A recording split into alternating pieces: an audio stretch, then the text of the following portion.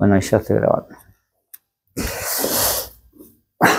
Bueno, buenas tardes, soy Astor Mazzetti, director del programa de doctorado de estudios del conurbano, un programa interinstitucional de 7 universidades: la Universidad Nacional del Oeste, la Universidad Nacional de Hurlingham, la Universidad Nacional de Moreno, la Universidad Nacional de José C. Paz, la Universidad Nacional de Avellaneda, la Universidad de Quilmes y la Universidad Nacional Arturo Jauretche. Hasta ahora tenemos 2 cohortes, en total 120 inscriptas. Esta entrevista la hacemos en el marco de la revista del doctorado, revista de estudios del conurbano, donde tenemos el agrado de a docentes de seminarios doctorales que hayan publicado una obra recientemente, entrevistarlos para que se difundan sus ideas. Así que le agradecemos muchísimo a Sabina Federic, doctora en antropología, profesora e investigadora de la UNCI y de CONICET, coordinadora del Instituto Enfoco de Políticas Sociales sobre Delitos, Seguridad y Violencias, es ministra de Seguridad de la Nación, y docente del seminario Una aproximación antropológica a la historia reciente de la inseguridad habitacional, laboral y delictiva del conurbano bonaerense. Y es la autora del libro Lo que el progresismo no ve en materia de seguridad, de siglo XXI Editores, publicada en octubre del 2024, sobre lo que vamos a trabajar hoy. Gracias, Sabina. No, a vos, Astor, muchas gracias por la invitación, un placer. De Filosofía y Letras de la UBA a Utrecht a hacer el doctorado, después a Francia a hacer el postdoctorado, después de vuelta a la UNCI y al IDES. ¿Se puede decir que hay un estilo argentino o latinoamericano en las tesis doctorales? Qué pregunta difícil. Bueno, mi experiencia y obviamente de la lectura como jurado o habiendo sido directora, ¿no? Sin duda es que transitar un posgrado, sea maestría o doctorado, fuera del país, yo creo que, bueno, agrega la distancia y la posibilidad de interactuar o dialogar con otros colegas y con otra literatura. No solo porque uno puede acceder, hoy es muchísimo más fácil que cuando yo hice el doctorado, ¿no? Que había que estar adentro de una biblioteca para poder acceder a revistas y libros. Hoy ya no es así, pero el espacio y el tiempo de la distancia, del lugar en donde uno vive y están sus afectos y sus vínculos, hace que yo creo que uno alcance una clase de reflexión distinta. No digo ni mejor ni peor, es otra clase de reflexión, y eso yo creo que incide sobre la escritura de la tesis o los aportes. Al menos así fue en mi experiencia. No quiere decir que esto sea así en todos los casos, pero no creo que tenga que ver tanto con un estilo de tesis argentino o latinoamericano, sino con esas trayectorias que hacen que uno o una pueda entrar en conversaciones con miradas que a veces, estando siempre en el mismo lugar, es más difícil no solo acceder, sino entenderlas y poder apropiarlas y amoldarlas o discutirlas en función de lo que uno está estudiando, ¿no? Porque tampoco se trata de aplicar enfoques automáticamente, sino hay que hacer un trabajo de elaboración y de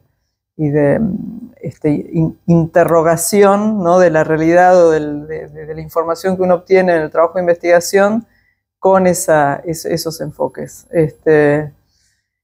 Eso creo. Y después obviamente influye mucho. Yo, si bien hice mi doctorado en Utrecht con un antropólogo, Antonius Robben, holandés, que estaba estudiando la Argentina en ese momento, formado en Estados Unidos, influyó muchísimo en mi trabajo de tesis doctoral, que no tenía nada que ver con la seguridad. Mi trabajo de tesis doctoral se llama Buenos vecinos, malos políticos, moralidad y política en el Gran Buenos Aires. Hermoso trabajo, por cierto. Tiene que ver con aquello que este doctorado algunos de los temas que aborda el doctorado con el conurbano. Tuvo una influencia muy significativa lo que los antropólogos brasileños estaban haciendo en ese momento, la antropología de la política de Brasil, que se constituye sobre los años 90, que tiene a una argentina, Beatriz Heredia, exilada en Brasil, que se quedó allá como una de las referentes, y el otro es Moacir Palmeira. Y ellos tuvieron una influencia muy grande sobre mi trabajo y también sobre otros antropólogos y antropólogas, algunos de los cuales se formaron en Brasil, con los que yo también tenía relación. Entonces, hay, bueno, múltiples influencias, pero insisto, para mí el espacio de haberme podido ir un tiempo de acá y entrar en una discusión que te saca de tu realidad inmediata y coyuntural y te permite ver las cosas de otro punto de vista, fue un gran soporte para lo que terminó siendo esa tesis y mi formación, ¿no? Que básicamente, cuando uno se doctora, como hay un ritual de pasaje en donde tus habilidades cambian. Claro. No sé si para mejor o peor, pero cambian. Sí, hay algo del orden, más allá de las calificaciones y de los esfuerzos personales que se le ponen, afectivos, ¿no? Hay algo del orden de lo simbólico que como que habilita a pensar desde otro lugar. Sí, sí, sí. Yo me preguntaba, ¿es un formato universal la tesis doctoral? Es la famosa tesis que tantas angustias y alegrías puede generar. ¿Es universal o crees que los formatos son locales también? No, seguro que sí, hay formatos, no sé si tan locales como algunos vinculados con la lengua, con el estilo de escritura que tiene el español, que no es el mismo que el inglés o el francés. Hay condiciones que imponen también las academias nacionales, no diría no solo locales, sino nacionales, de cómo se hace una tesis, o cómo se escribe una tesis, o cómo se fundamenta una tesis. Hay formatos diferentes en las evaluaciones. Por ejemplo, yo vengo a estar un tiempo en Inglaterra, el director de la tesis no forma parte de la instancia de la defensa, no está presente siquiera, ¿no? O sea que acá sería como bastante impensable. Y eso probablemente tenga también una incidencia sobre el producto final, sobre la publicación posterior en el caso de que hubiera. Pero yo creo que sí, hay un formato nacional que se crea porque hay una comunidad científica y obviamente varía en las ciencias sociales respecto de las ciencias que no son sociales, las ciencias llamadas duras, ¿no? Que claro, es otra cosa totalmente diferente y que en general es un producto más colectivo que el nuestro, es bastante más individual, solitario, no el de ellos.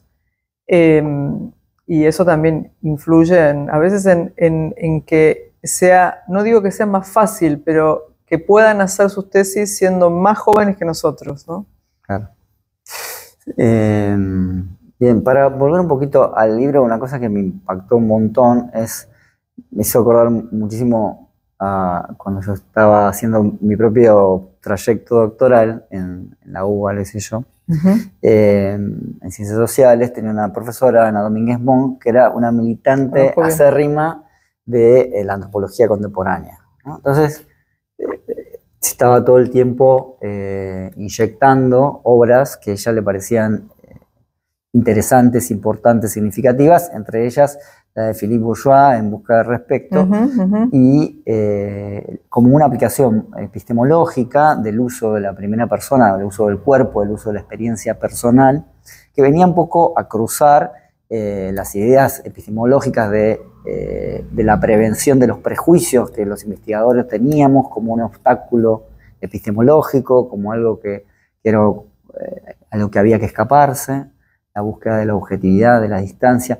Definitivamente, si hay algo que no tiene este libro tuyo, es distancia, está narrado en primera persona, y me parece que implica en la expresión, en la puesta en escena de una obra, de un libro, decisiones muy interesantes y muy conscientes, puede ser, sobre la posición de donde escribís y las conclusiones a las que querés arribar?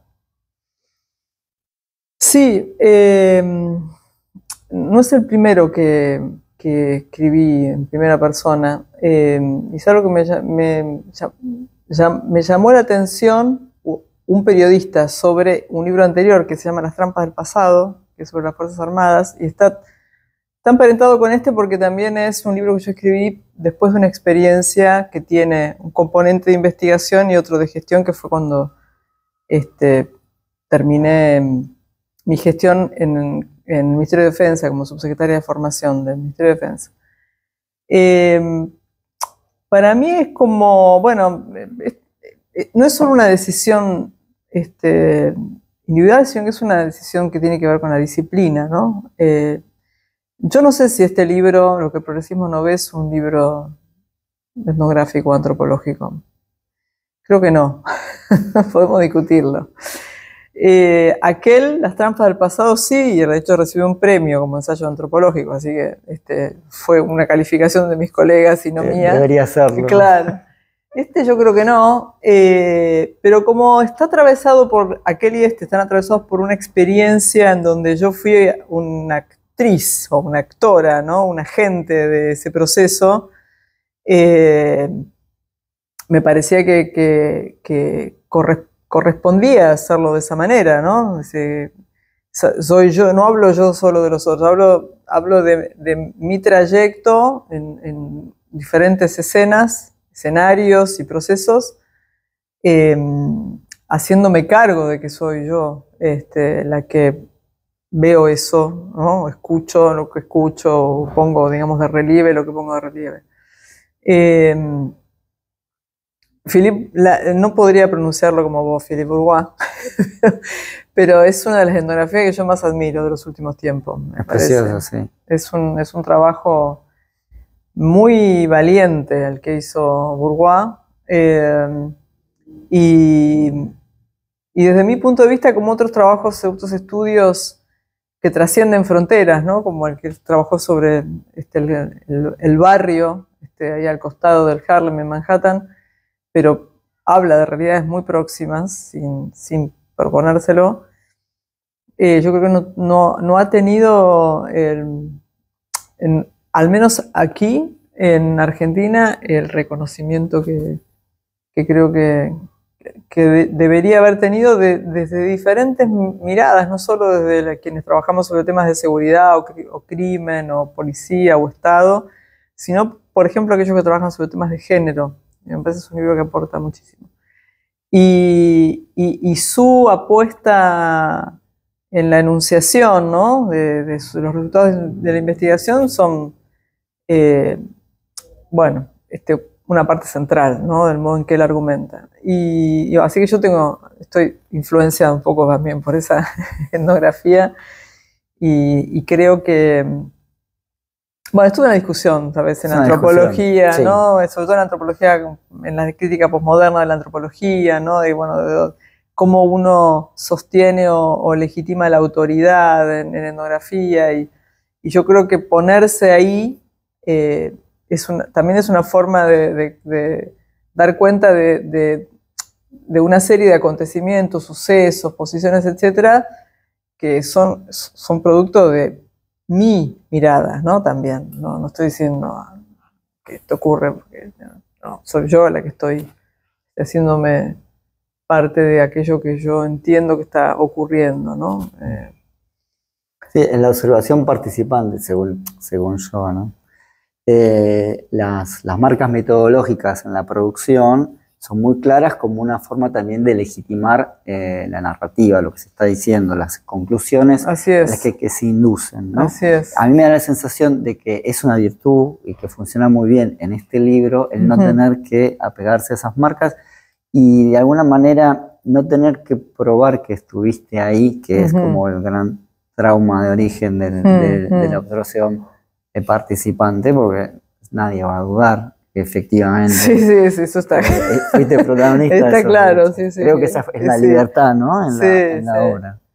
Sí, pero es verdad, o sea, la observación participante, estar ahí, el trabajo de campo con inmersión, ha sido como, bueno, es un poco lo que se ha discutido como una fuente de autoridad sin que haya habido una reflexión sobre los límites que también tiene eso, ¿no?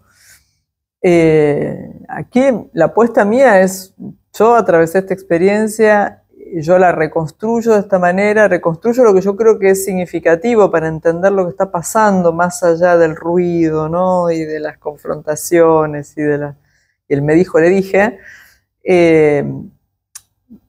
Pero bueno, hay que leerlo desde ahí. No estoy diciendo que esto sea la verdad, ¿no? Claro, claro. Es un libro. Es un libro y yo cuento cómo creo yo que se le puede entrar a este tema también, ¿no? Sí. Es un gran título lo que el progresismo no ve. Muy discutido con la editorial. Yo pensé eso, es que lo primero que pensé, dije, acá hay una mano, sobre todo el siglo XXI, que es la editorial más grande por ahí que hoy tenemos como posibilidad de editar en Latinoamérica, por lo menos. Me imaginé que fue algo muy, muy discutido, muy peleado, inclusive colaborativo con la editorial, porque tiene un punch. Sí, hasta último momento, o sea, hasta el momento en que ya no se podía seguir negociando. Yo tenía el título que yo sugerí, un título poco vendedor, pero que es el trasfondo del libro, que es una pregunta, ¿no? La pregunta es posible una política de seguridad progresista? Ese es el eje, digamos, claro, ¿no? del libro. Claro. Y en la discusión con siglo XXI,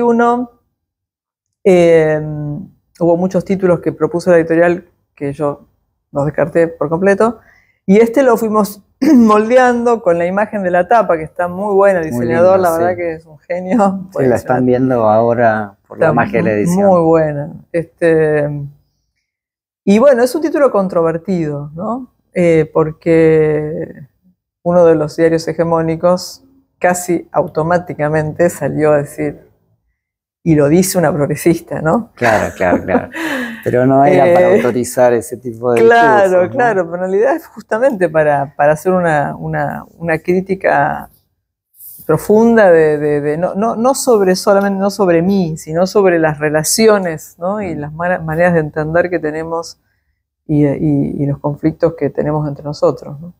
Sí, creo que llegó en un gran momento, que era una especie de momento en donde se estaba reevaluando muchas cosas, ¿no? Sobre todo la política pública de los últimos años, no solamente del gobierno de Alberto, sino incluso antes, que es la adecuación de las estrategias de política pública en una sociedad cambiante, y también una crisis de representación del peronismo que estaba preguntándose qué hicimos mal, ¿no? Para que nos gane un personaje tan diferente. De presidente, en ese punto, antes de meternos de lleno en esas ideas, hay un cambio de coyuntura importante desde el octubre de 2024, cuando aparece tu libro, y el actual. ¿Los libros envejecen?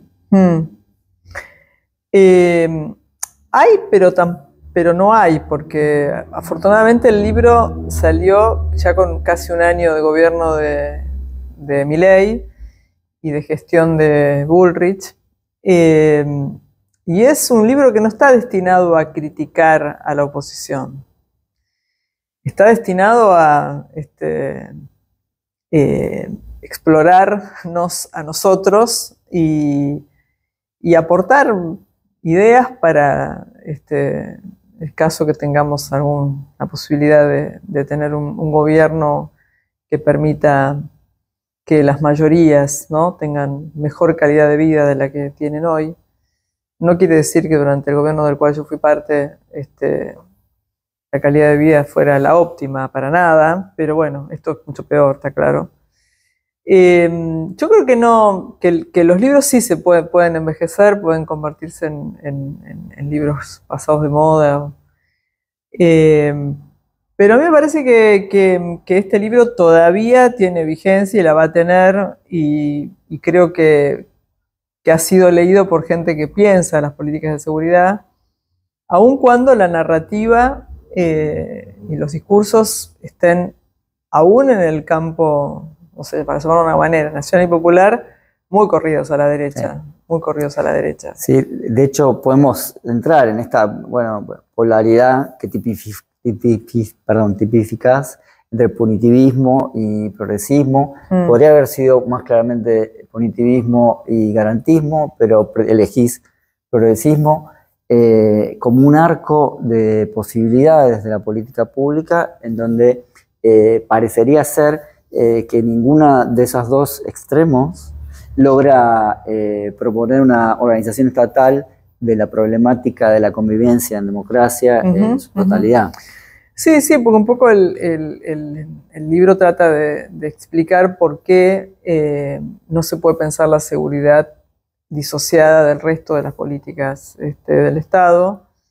No es un accesorio, no puede ser pensada desde un punto de vista, para no hablar de progresismo, porque tampoco es una categoría que me encante, pero bueno, forma parte del saber, del sentido común. Para formar parte de tu trayectoria. Digamos, aquellos que creemos que la convivencia social mejora cuando hay mecanismos de regulación estatal y redistribución al mismo tiempo, y el Estado es una autoridad con todos los defectos que eso tiene, obviamente, ¿no? y las perversiones que a veces también tiene. La seguridad es parte de ese combo general, ¿no? Y lo que ha venido pasando en nuestro país, pero no solo en nuestro país, solo que en nuestro país por ahí la situación tiene otras características que en otros países de América Latina, es que aquel Estado benefactor que fue fundamentalmente fundado por el primer peronismo, no solo, pero fundamentalmente, se ha venido resquebrajando y aún en los gobiernos de Néstor y Cristina, que hicieron mucho para corregir, a veces emparchar lo que había dejado el gobierno de Menem, que fue un gobierno que reestructuró por completo al Estado, la relación entre Estado, sociedad y mercado. Bueno, no han podido gestar una organización estatal que pueda demoler el neoliberalismo, que es una corriente que avanza más allá del Estado nacional, además, no es solo potestad de los gobernantes locales. Y ahí, bueno, la seguridad fue creciendo como agenda.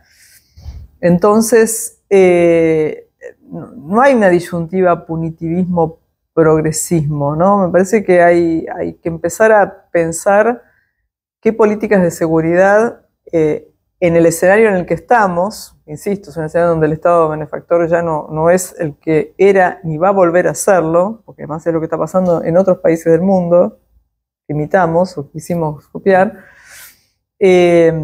¿Cómo hacer para que esas políticas beneficien a las mayorías? En las mayorías están también los que delinquen, ¿no? Los delincuentes también son parte de ese grupo, básicamente porque la población carcelaria crece y la mayor parte de los que están presos son jóvenes pobres, varones, cada vez más mujeres, pero sobre todo jóvenes pobres. Bueno, ¿cómo hacer para que las condiciones de esas personas encarceladas también sean mejores y les permitan salir no tan mal de como entraron, ¿no? Y la verdad es que el progresismo, en el sentido de estos gobiernos de los que yo formé parte, que han querido hacer algo diferente en muchos planos, en este plano no hicieron las cosas muy diferentes, ¿no? Y los momentos en los que se hicieron cosas diferentes fueron cortos, no congeniaban con lo que es la mayoría de los actores del gobierno creían que había que hacer. Las presiones electorales, esto de votar cada 2 años es un problema. Bueno, hoy estamos en un contexto ya de campaña, de elecciones de medio término, y la inseguridad se convirtió en un eje de campaña. En el 2021 fue igual. Y atrás de las elecciones, en la urgencia, lo único que cuenta es saber quién es más duro. Ganar las elecciones. Claro, y a ver quién es más duro, ¿no? Sí, tal cual. Yo te iba a preguntar, ¿no? Esta cosa tan interesante es meterse un poco en una lucha en el barro, pero que es importante que quede bien diferenciado entre la gestión de seguridad y la agenda, la performance mediática de la seguridad, que me parece que es una de las cosas más bonitas, mejor trabajadas en el libro, porque vos desarrollás varias categorías, aunque sea brevemente, pero que son muy potentes, ¿no? Que entre ellas que hay que diferenciar entre la sensación de inseguridad producida por vivir en barrios con ciertas dinámicas y las operaciones políticas que amplifican determinados encuadres, como puede ser en un proceso electoral, y mismo también aquellas cosas que son comunicacionalmente funcionales a los procesos delictivos, también, sea como ocultamiento o como refuerzo de las dinámicas delictuales. En esto se entra, por ejemplo, el eslogan baño de sangre que quiso instalar Milei, también la desinformación, y aparece la idea de pararrayos como lo que podríamos decir la enfermedad infantil del progresismo, adherir a la idea de pararrayos. Sí, a ver, dijiste muchas cosas que sí, merecen. Para que puedas elegir. Sí, no, a ver, yo creo que en el terreno, lo digo un poco en el libro, lo digo, o sea, lo desarrollo, en el terreno de la seguridad, a diferencia de otros terrenos o áreas de gobierno, no hay saberes consagrados, técnicos consagrados. Entonces, lo que se diga mediáticamente o a través de las redes o lo que se amplifique, se instala como verdad, ¿no? No hay posibilidad de contrastar eso con índices, tasas, ¿no? Porque por otro lado no hay un consenso oficial o intra e interpartidario sobre qué indicadores nosotros vamos a tomar para decir la gestión de Frey fue un desastre y la de Burrich es un éxito, ¿no? Claro. No hay ninguno, ninguno. Solo la tasa de homicidios, que baja desde el 2014, y no hay estudios que permitan determinar los motivos por los cuales esa tasa de homicidios baja. Es la más baja de la región, es el único país de la región en la que la tasa baja. Tenemos un índice que mide un organismo global de paz global, que indica que por la tasa de homicidios y otros indicadores, la Argentina es la democracia sudamericana más segura, ¿no? La democracia sudamericana más segura. Y no lo digo yo, no, es un organismo que... y los indicadores van... Entonces, tenemos esa situación, pero nosotros no tenemos indicadores que nos permitan decir qué gestión es mejor y qué es peor, pero sí tenemos el impacto que tienen los medios y el problema, porque que te asalten, aun cuando, que siempre es el asalto, sobre todo si es con armas, ¿no?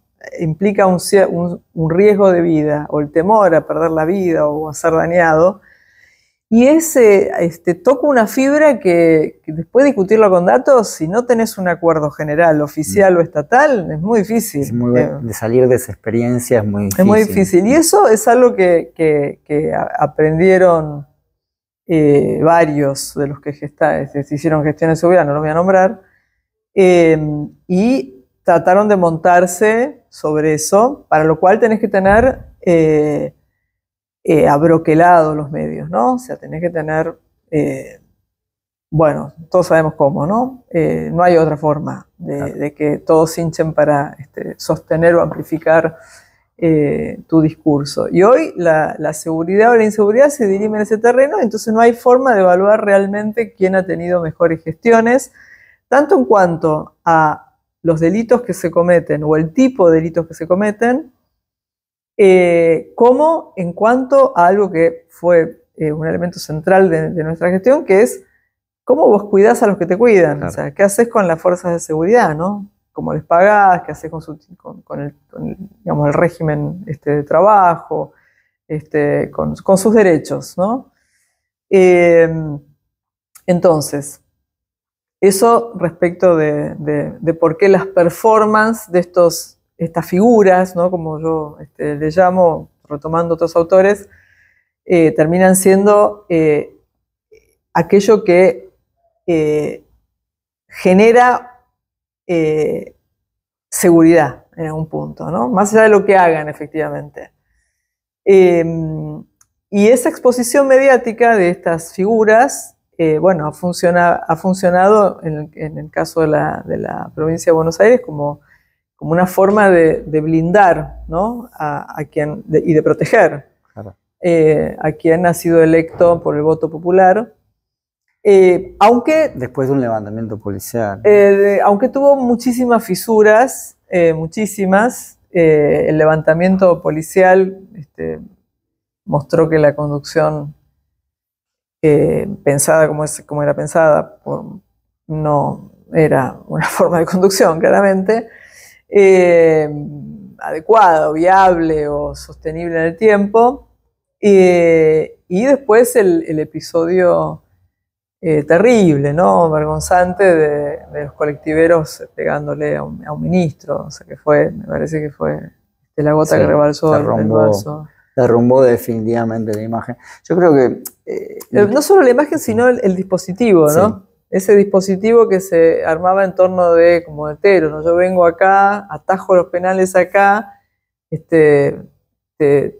se dice en el fútbol? Yo como soy muy futbolera tengo problemas con la marca, ¿no? El que te hace la marca, te lleva a llevar la marca, para rayos, llevar la marca, y después te das cuenta que eso tiene límites, pues claro. Si vos no gestionás, no hacés y no resolvés, en un momento la gente no es estúpida, ¿no? Yo creo que hay un trauma de origen en el proceso de acumulación progresista en Argentina, porque muy cerca de la asunción de Néstor, en el 2003, aparece el caso Bloomberg, que es el primer intento de politización de la seguridad ciudadana en democracia fuerte, y que casi le sale bien.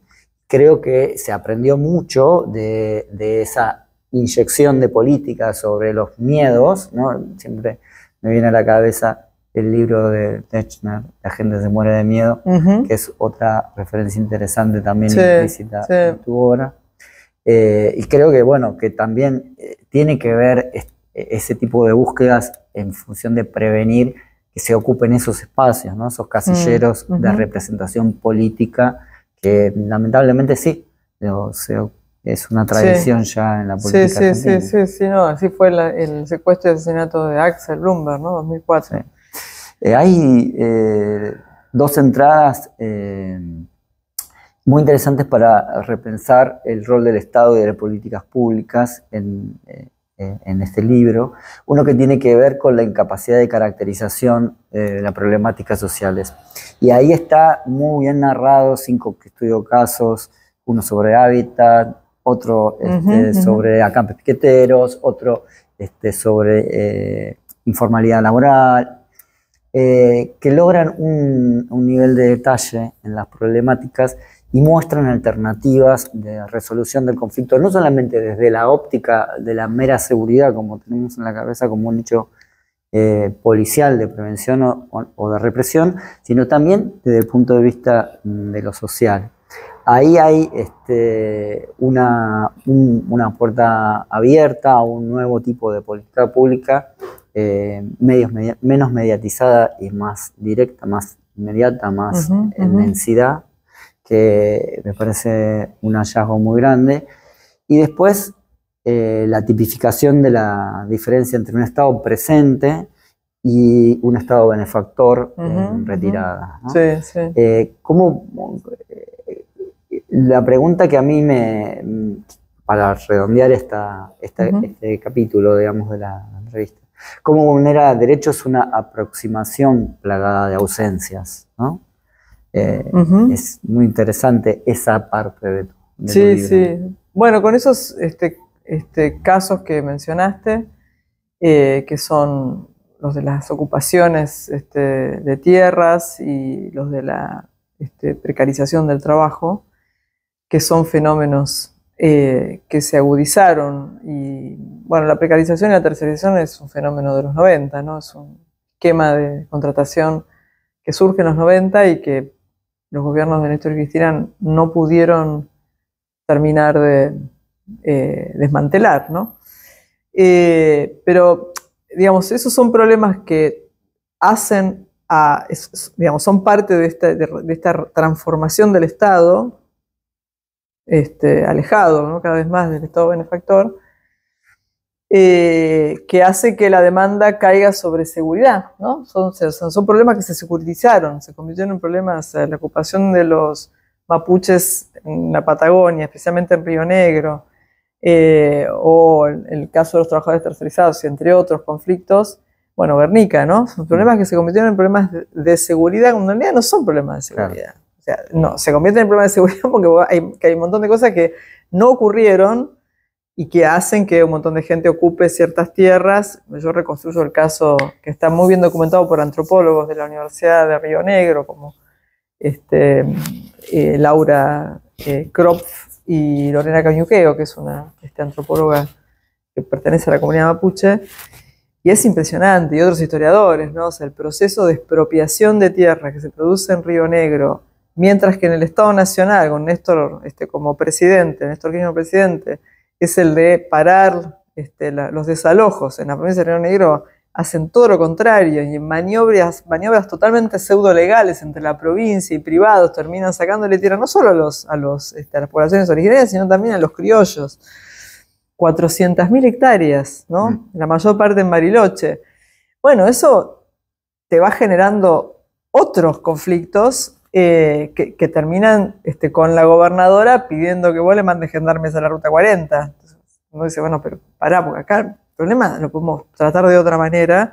Pero bueno, tratar de otra manera es tener todo el aparato mediático, y no me refiero a un aparato hegemónico, me refiero al funcionamiento, ¿no? De la lógica mediática, fragmentada, atomizada o concentrada, en contra. Claro. Entonces, claro, electoralmente es complicado. Sí. Es complicado sostenerse en una posición como esa cuando hay como un atraso en la solución de problemas estructurales, ¿no? Asociados a eso, al trabajo, a la vivienda, al hábitat. Se hace difícil. Entonces vos encontrás dentro del gobierno del cual yo fui parte, la verdad que hay gente con capacidad de decisión que desde el punto de vista político ideológico decía, no, esto no está bien, porque digo, yo siempre seguí las órdenes que me daban, no es que yo hacía lo que me parecía. Conversadas, por supuesto, pero después era muy difícil sostenerlo, porque empiezan las operaciones desde las provincias. Entonces, bueno, yo creo que también el libro es un aporte o eso, por lo menos esa también era mi meta, ¿no? Con el libro, es un aporte a tratar de entender el funcionamiento del Estado desde esta arena, que es la de la seguridad, para mostrar que el problema es más profundo, ¿no? Acá tenemos un problema más profundo, del cual yo creo que el presidente que tenemos hoy es una expresión, ¿no? de esa dificultad para asumir las realidades y las complejidades que tiene hoy la relación entre el Estado, el mercado, las relaciones públicas, privadas que hay, ¿no? Empresas, empresarios, lobistas y representantes políticos, no solo del otro lado. Ahora, todo eso me parece que amerita, y eso quisiera que así fuera, una reflexión y la construcción de un proyecto viable. Claro. Viable, que tenga los pies sobre la tierra, ¿no? Que no esté solo parado en utopías pasadas, en muchos casos, sino en utopías centrales, algo al que no vamos a llegar, pero es una guía que tenga un sendero de posibilidad real, ¿no? Bueno, un poco el libro también trata de mostrar eso. Creo que llama esperanzadoramente a un estado de post-bienestar viable, efectivo, que bueno, se reconoce que partimos de una posición de debilidad, ¿no? de un estado en jaque, de dinámicas de control sociopolítico internacionales como lawfare, que proscriben candidatos, que condicionan la democracia, y que bueno, hacen difícil que la evolución hacia un modelo de Estado efectivo, pero no basado tanto en la regulación capital-trabajo en el sentido de la sociedad salarial, pueda evolucionar. Exacto. En ese sentido, ¿cómo aportan las ciencias sociales a esta tarea que parece ser intergeneracional? Es intergeneracional. Yo creo que las ciencias sociales ejercidas profesionalmente y con responsabilidad son un aporte a tratar de ver las cosas desde otro punto de vista, ¿no?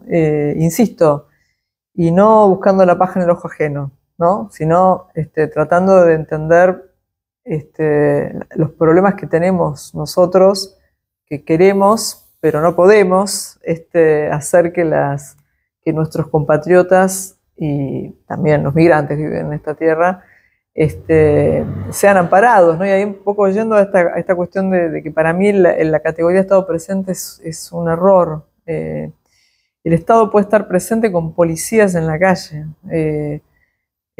fuerzas federales todas las semanas concentradas pegándole a los jubilados, es el Estado presente. El Estado tiene que ser un Estado de cuidado y de protección de mayorías. Se volvió, la verdad, que una forma de pensar el Estado vacía, ¿no?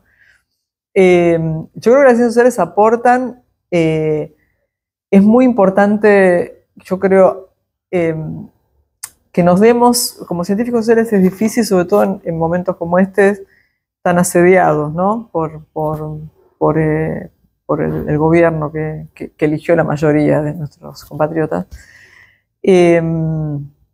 Salir de la coyuntura y del asedio, de lo que se dice y de lo que reverbera, ¿no?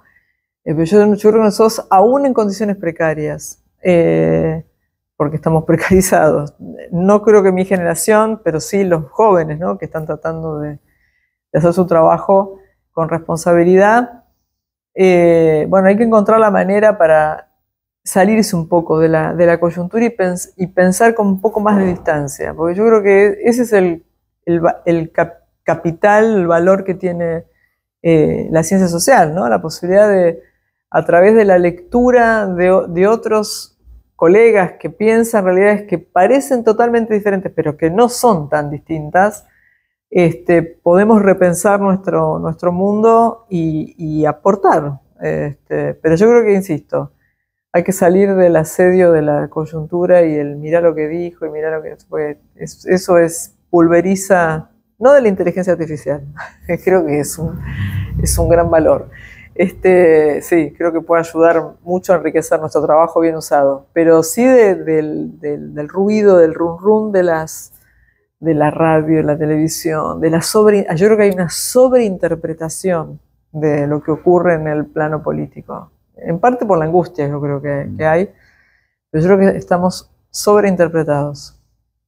Muchísimas gracias, Sabiria. No, muchas gracias a vos, Astor, un placer. Espero que no sea la última. No, que ojalá que no. repetir. Ojalá que sí. Bueno, gracias. Gracias. Voy a Dale. apagar la cámara.